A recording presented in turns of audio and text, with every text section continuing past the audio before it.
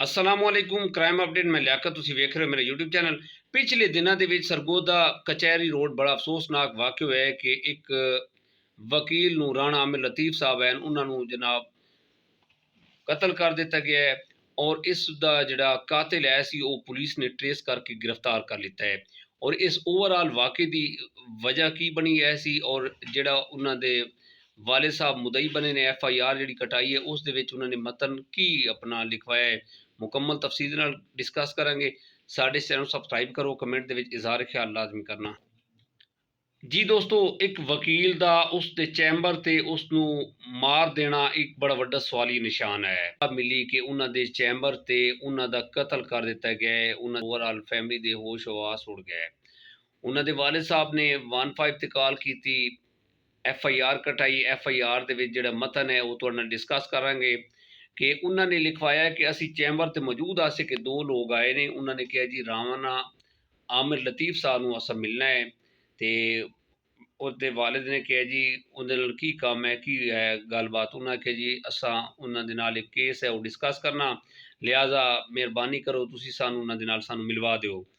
ਤੇ ਉਹਨਾਂ ਨੇ ਕਿਹਾ ਜੀ ਉਹ ਉੱਤੇ ਆਰਾਮ ਕਰ ਰਹੇ ਨੇ, ਤੁਸੀਂ ਉੱਤੇ ਚਲੇ ਜਾਓ। ਜਦੋਂ ਉੱਤੇ ਗਏ ਨੇ ਥੋੜੀ ਦੇਰ ਬਾਅਦ ਜਨਾਬ ਉੱਤੋਂ ਆਵਾਜ਼ਾਂ ਆਣੀ ਸ਼ੁਰੂ ਹੋ ਜਾਏਗੀ ਜਿਸ ਤਰ੍ਹਾਂ ਕੋਈ ਬੰਦੇ ਲੜ ਰਹੇ ਨੇ, ਤਲਕ ਕਲਾਮੀ ਸ਼ੁਰੂ ਹੋ ਗਈ ਹੈ। ਅਸੀਂ ਜਦੋਂ ਪਹੁੰਚੇ ਹਾਂ ਤਾਂ ਇੱਕ ਬੰਦੇ ਨੇ ਪਿਸਟਲ ਸਾਡੇ ਵੱਲ ਤਾਣ ਲਿਆ ਤੇ ਇੱਕ ਬੰਦੇ ਨੇ ਰਾਣਾ ਆਮਿਰ ਜਿਹੜਾ ਲਤੀਫ ਹੈ ਉਸ ਨੂੰ ਜਨਾਬ 4-5 ਫਾਇਰ ਕੀਤੇ ਨੇ।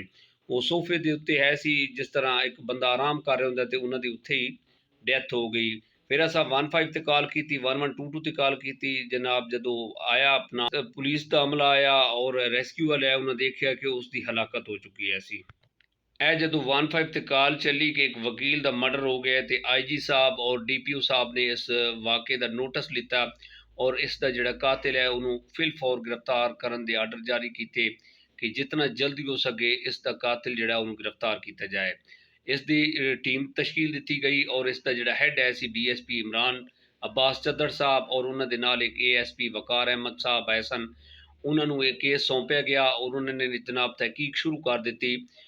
ਕੁਛ ਹੀ ਘੰਟੇ ਤਕਰੀਬਨ 36 ਘੰਟੇ ਗੁਜ਼ਰੇ ਸੀ ਸੇਫ ਸਿਟੀ ਕੈਮਰੇ ਦੀ ਮਦਦ ਦੇ ਨਾਲ। ਓਵਰਆਲ ਇਹਨਾਂ ਨੇ ਤਕਰੀਬਨ 8 ਬੰਦੇ ਉਸ ਏਰੀਏ ਦੇ ਵਿੱਚ ਹਿਰਾਸਤ ਵਿੱਚ ਲਿਆਏ।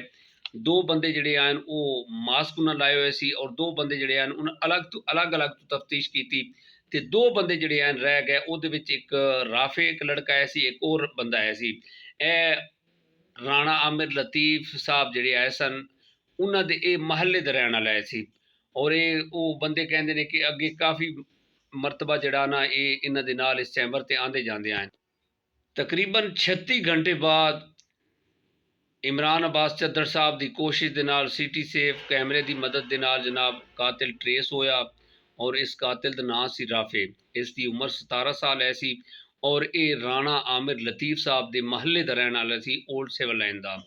ਔਰ ਬਾਅਦ ਜਿਹੜੇ ਬੰਦੇ ਨੇ ਉਹ ਦੱਸਦੇ ਨੇ ਕਿ ਅੱਗੇ ਕਈ ਮਰਤਬਾ ਆਉਂਦਾ ਜਾਂਦਾ ਜਦੋਂ ਉਹਦੀ ਕੋਲ ਤਫਤੀਸ਼ ਹੋਈ ਹੈ ਔਰ ਇਹ ਪ੍ਰੋਪਰ ਜਿਹੜੀ ਇਹ ਗੱਲ ਜਿਹੜੀ ਨਾ ਟੀਮ ਤਸ਼ਕੀਲ ਦੇ ਦਿੱਤੀ ਗਈ ਹੈ ਕਿ ਇਸ ਦੀ ਕੀ ਵਜ੍ਹਾ ਬਣੀ ਹੈ, ਇਸ ਨੇ ਕਿਉਂ ਆਪਣਾ ਇਸ ਤਰ੍ਹਾਂ ਦਾ ਕੰਮ ਕੀਤਾ ਹੈ।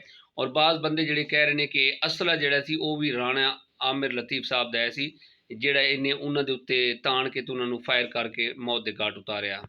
ਪੁਲਿਸ ਤਹਿਕੀਕ ਕਰ ਰਹੀ ਹੈ ਔਰ ओवरऑल जी ना गल की तह तक जा रही है कि इन्हों के अच्छे ताल्लुकात है सन, की वजह बनी जोड़ा इतना वड्डा जोड़ा मामला दरपेश आया। जी दोस्तों हूँ कहना फजूल है, बड़िया बड़िया गल्लां जिहड़ियां ने वो हो रही ने कि इस तरह हो रहा सी, इस तरह हो रहा सी, ये वो अगे पिछे। बाकी DSP इमरान चद्दड़ साहब जनाब इन्वेस्टिगेशन अफीसर ने सर्कल सिटी दे और ओवरऑल तहकीक कर रहे हैं।